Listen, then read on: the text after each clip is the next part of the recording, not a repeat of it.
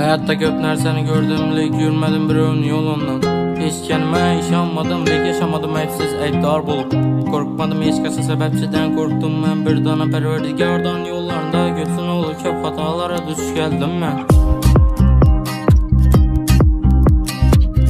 Hazır hemme teşvişle başlansa hazır yok işlem dinim yok bir iki son pul deb işim az ahırsız teşvişle pul deb her işini edecekle pul deb yakinam gömcekle lekin esasisi didar şunu ula düşünmeyecekle ağzımı özgerip gitti didar yok salam lek telefonda lek görüşeldi adam yok şu yürek yağır batadı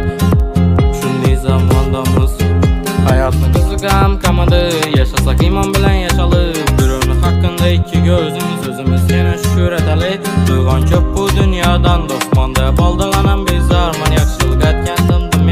yakşılık kaladı insandan hayatını kızıgam kamadı yaşasak iman bilen yaşalı bir hakkında iki gözümüz özümüz yine şükür eteli duygan köp bu dünyadan dostman deb aldığanam biz arman yakşılık etken dımdım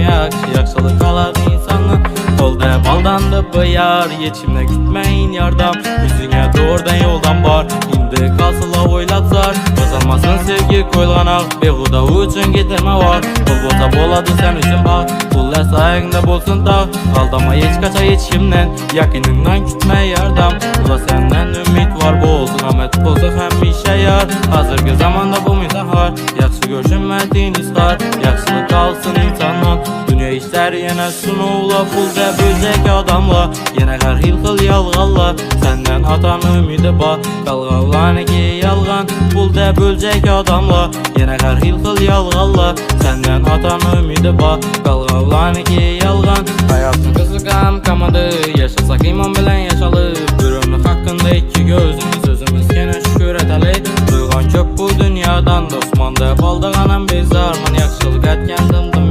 yakşılık kaladı insanlar hayatını kızıgam kamadı bir hakkında iki gözümüz özümüz yine şükür eteli